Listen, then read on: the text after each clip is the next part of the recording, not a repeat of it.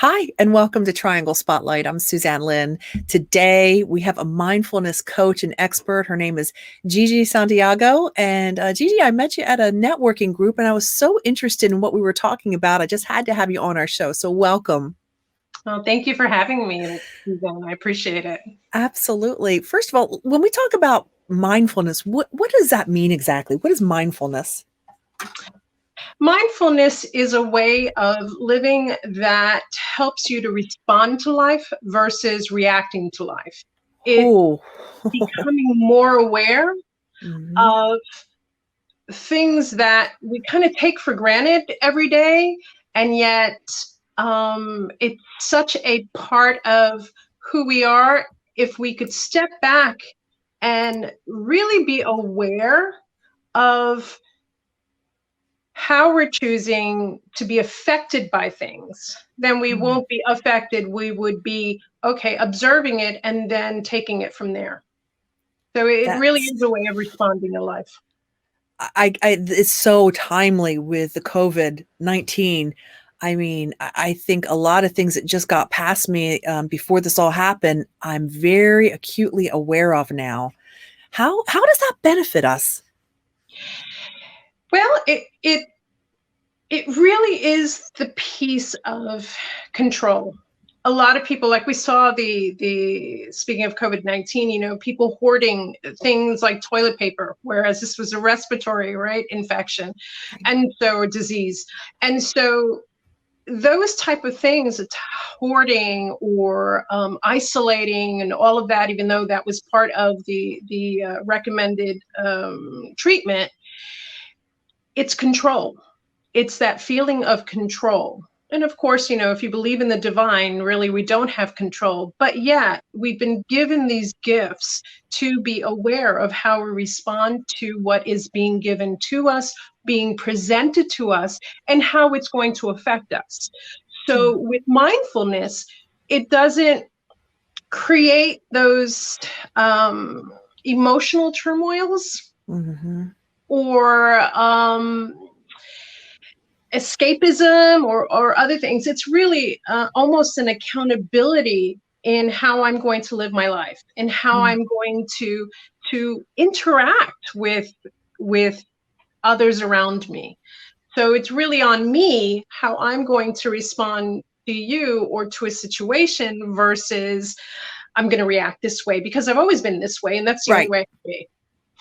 This is a great time to make those life changes. I don't think that a lot of us could make changes just on our own, but we've been forced to do and see and prepare and react differently. And what are some of the steps that we can take that maybe we had negative mindfulness that we can move more into a positive? What are some maybe three tips? Piece of it that I like to do with my clients is if they hear any kind of language or any kind of talk in their head, first of all, identify whose voice that is. Is it a voice from your past? Let's say a parent, a teacher, coworker, anything like that. Whose voice does that language sound like? And does it have validity to the moment right now? Because again, we can only live in the present because of the simple fact that, 3 minutes ago is already past. And so if we don't need to worry about the future so much, we can plan for the future. That's not to say that we don't plan, but we can move forward. So I would say the first thing is to identify what that voice sounds like, and if it sounds like you or if it sounds like someone who you may have had a reaction to that was not to the best of for you. That makes any sense? It makes perfect sense. The second thing I would say, if you come across a situation and you're feeling that tension and resistance, step back, take 3 deep breaths, slow breaths, not hyperventilating. Right, where you get dizzy and almost fall down. Exactly. Take 3 deep breaths. And then ask yourself, question yourself, why am I reacting this way? And then third, be ready to respond. So really it's, whose voice am I hearing? Does it have validity? Step back, breathe, and 3, action. What's the action I'm going to take? And should be a response versus a reaction. I think that many times that especially with the COVID and in life in general, we're taught to react to life. We're not taught to take a moment and respond to it. And, you see a lot of it on these reality TV shows. And yes, I'm somewhat addicted. I get sucked in, even though I don't want to. That's what they're doing. That's what they're trying to do. They just get sucked in because it's like, oh, this is a great storyline. And then you see someone reacting in a way that was like, oh my goodness, you guys are in middle school. You're 50 years old. Stop it. Gigi, that's a perfect point. Don't you think that sometimes our reaction makes can even make the initial problem even worse? We've now doubled the problem. Exactly. And then if there are other, and then of course we'd love to have, people support us in any way. And again, it just becomes that snowball effect that you're just creating an avalanche of emotions that you really could be avoided if you took a moment to step back and say, you know what, this isn't worth.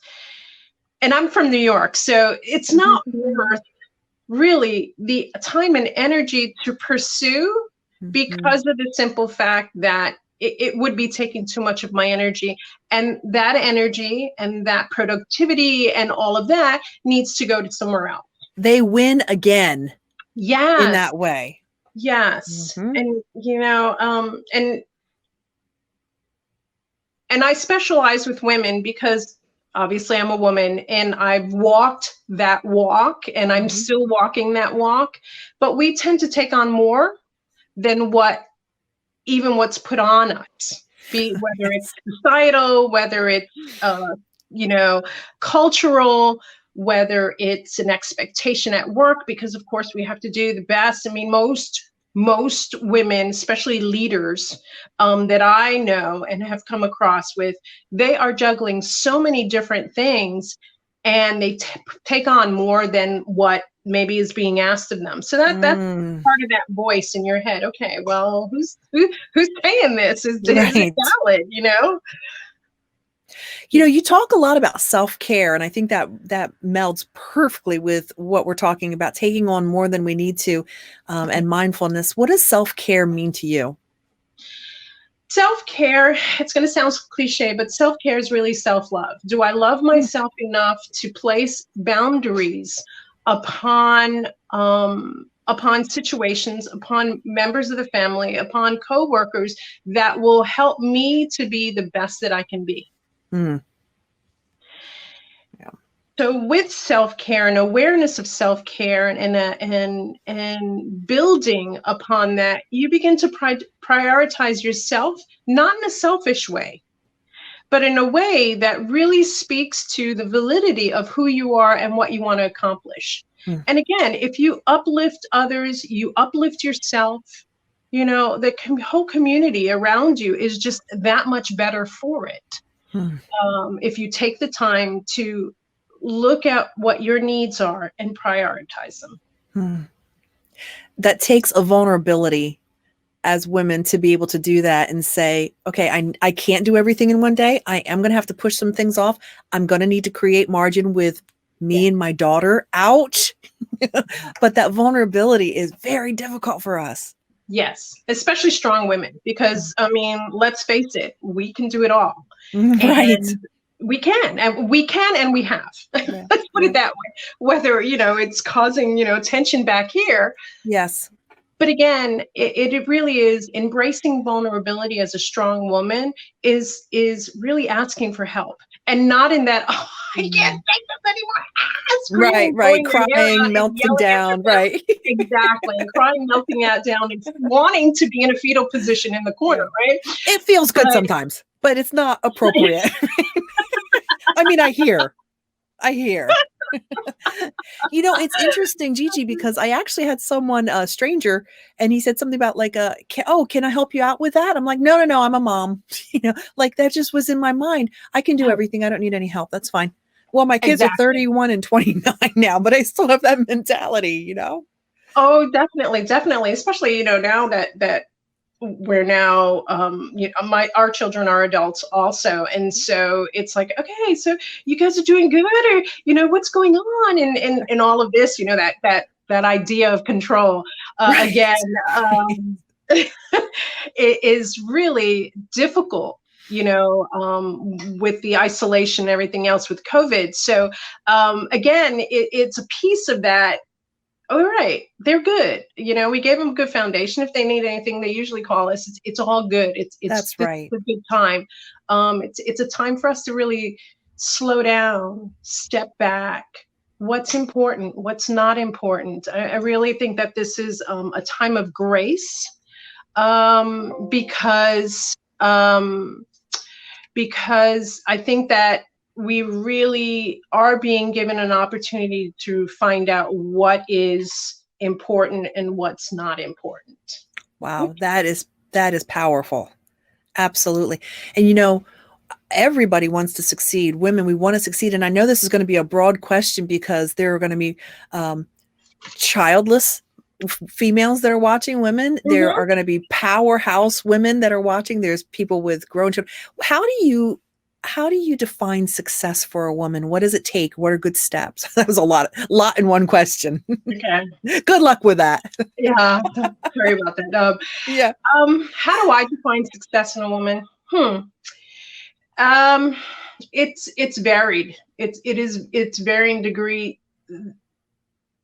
because you personally need to decide what is that success. Mhm. So for strong women, for any woman, mother, wife, single, executive, grandmother, sister, aunt, best aunt in the world, um, you need to define what that is for yourself and find what gives you joy. Mm. Because if you live with joy and have that joy, then you're going to feel it and you're going to respond to the world with joy. Mm. And so part of that is really looking at what your mission is, your personal mission is. If your personal mission is to have, let's say, financial freedom, then how are you working at that? And are you working at it doing something that brings you joy? If you are a leader in where you're at, then are you leading with joy?